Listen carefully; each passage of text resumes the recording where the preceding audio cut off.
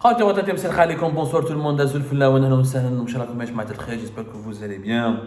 Moi je ne vais toujours pas bien. Voilà, depuis tout le coup de tout à l'heure, depuis l'affaire Boraoui, l'affaire d'Emira Boraoui, elle a révélé pas mal de contradictions, pas mal d'enjeux dramatiques. Je pense qu'il faut parler d'enjeux dramatiques qui révèlent un petit peu la dimension psychiatrique dans laquelle l'actualité algérienne nous plonge. Elle nous plonge dans une dimension psychiatrique. L'affaire Amira Boraoui, tout à l'heure j'ai parlé de l'hypocrisie d'une bonne partie des Algériens et des Algériens vis-à-vis de nos binationaux.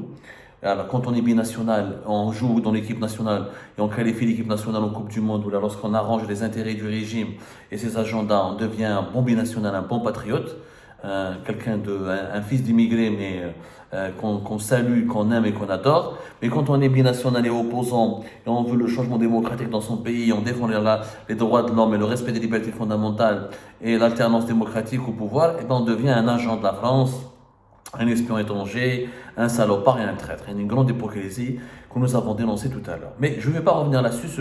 Il y a quand même une grande leçon dans l'affaire Amira Boraoui. Il y a une grande leçon. Et la question, elle saute. On ne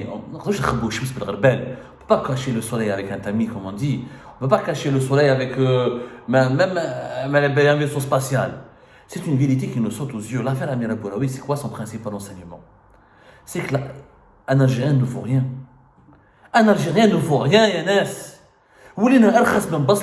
Il faut dire la vérité. Le كان أميرة بوراوي ما عندهاش ناسيوناليتي، ما كانش عندها ناسيوناليتي فرونسيز، وكان ماشي الباسبور فرونسي، وكان هذوك مرميه في الحراش، يضرب لا السوق يضرب في الاخر في تشوبينا.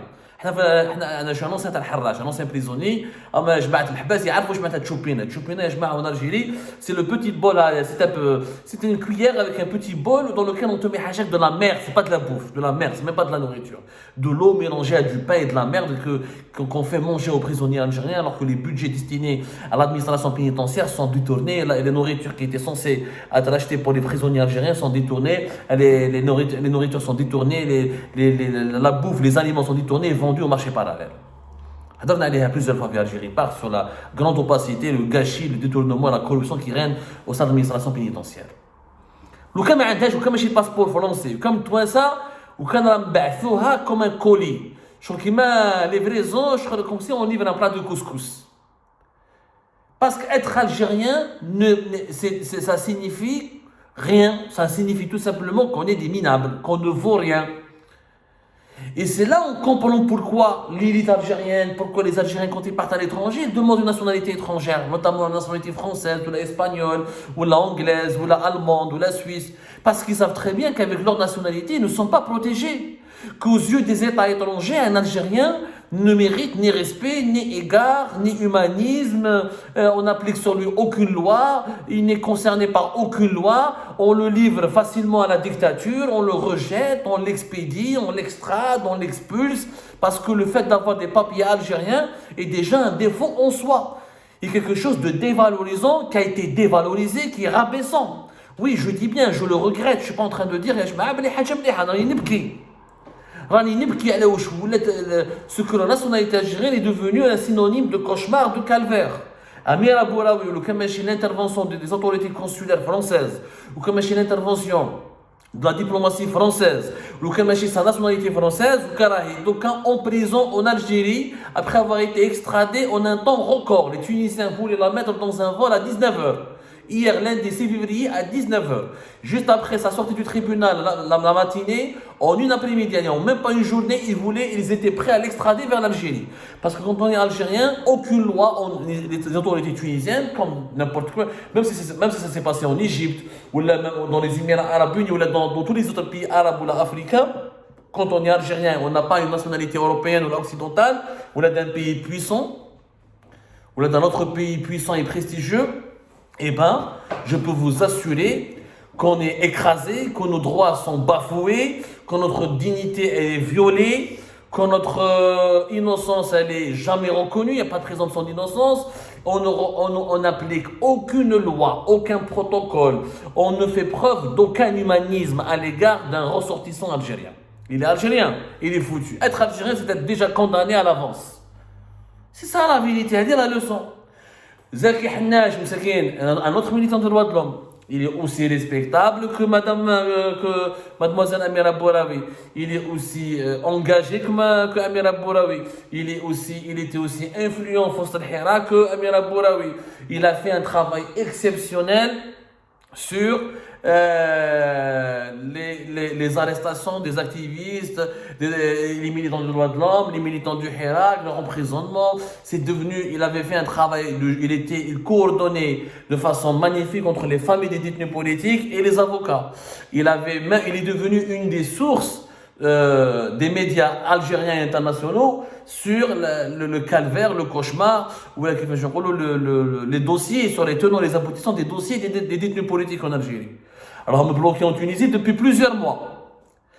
Où les Tunisiens ont failli, ont voulu l'expulser. Ou Makadrouche, grâce à Human Rights Watch et le Haut Commissariat des réfugiés qui est intervenu pour lui donner le statut de réfugié. Malgré cela, il est menacé. Il risque d'être expulsé à n'importe quel moment. Il est réclamé par les autorités algériennes. Il vit dans une précarité impossible. Aïch meskin comme un chien. Marmi fi Tunis. Pourquoi? Parce qu'il n'a pas une nationalité ou autre. Il n'a pas la nationalité française, il n'a pas une nationalité européenne, il n'a pas la nationalité américaine. Donc là, il est à la merci. Slimane Bouhafs, le militant kabyle, le militant de la cause berbère, bon, il a des tendances maquistes, on va dire. Mais parce qu'il est algérien, on l'a livré comme un sac de semoule. Rappelez-vous, l'affaire Slimane Bouhafs, je pense que c'était en 2021, si je ne me trompe pas. Ils sont légion, les opposants algériens, les activistes, les personnalités algériennes qui, parce qu'ils n'ont pas de nationalité européenne, française notamment, ou occidentale ou américaine, et qui se retrouvent à la merci des lois les plus liberticides et qui se retrouvent à la merci des procédures d'extradition lorsque les autorités algériennes les réclament pour des délits politiques ou des délits d'opinion. Quand tu as uniquement les papiers algériens, tu ne vaux rien. La leçon ou le principal enseignement, tu as l'affaire Amira Bouraoui. Pourquoi on en est arrivé à ce point? Parce que la nationalité algérienne a été dévalorisée. Choufouzmen, qu'est-ce que c'est qu'être algérien dans les années 70? Dans les années 60, après l'indépendance du pays, être algérien à l'époque, c'était une marque de prestige. C'était une marque d'honneur. C'était une fierté, un pays qui était nouvellement indépendant, qui soutenait tous les pays en lutte pour l'indépendance du pays. On était admiré pour notre combat révolutionnaire. Alger, on appelait ça la Mecque des révolutionnaires. Les étrangers venaient tous voir l'Algérie pour voir cette expérience révolutionnaire qui était en train de se construire. Depuis le début de la décennie noire, à cause de la décennie noire, être algérien, on était automatiquement suspecté comme étant tout Algérien était suspecté d'être un terroriste. On était suspecté automatiquement de faire partie d'un groupe terroriste. L'image de notre pays a été salie, notre pays a été discrédité. Nous sommes devenus aux yeux du monde un ramassis de haragas, de terroristes et de généraux corrompus et de dirigeants corrompus. Dès la période de Bouteflika, des efforts de reconstruction ont été faits. Et on a commencé, l'isolement international de l'Algérie a été rompu. L'Algérie est revenue petit à petit, dans le club des grandes nations, pas dans le club des grandes nations, elle est revenue sur la place internationale, a retrouvé sa place sur la scène internationale. On a commencé à améliorer un petit peu notre image. Le passeport algérien s'est un petit peu amélioré.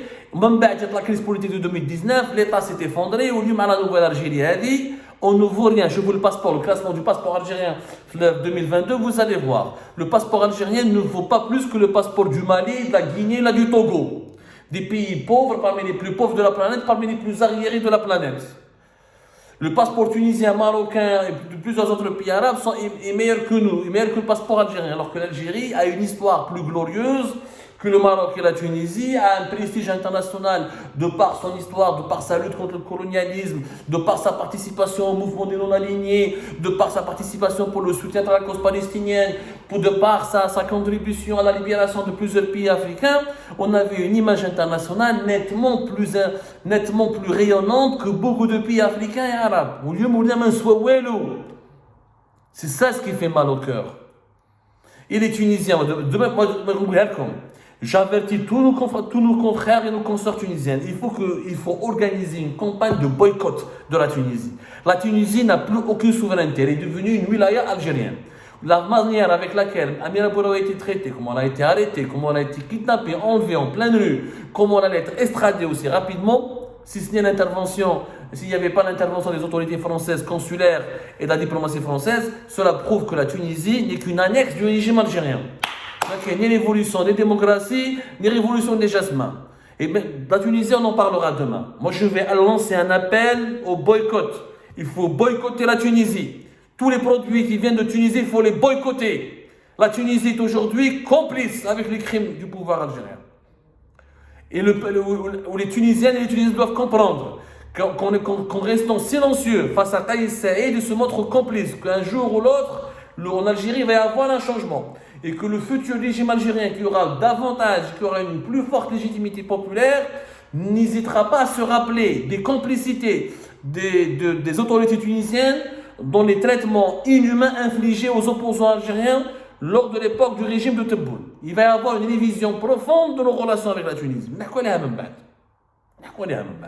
Maintenant, il faut trouver une solution.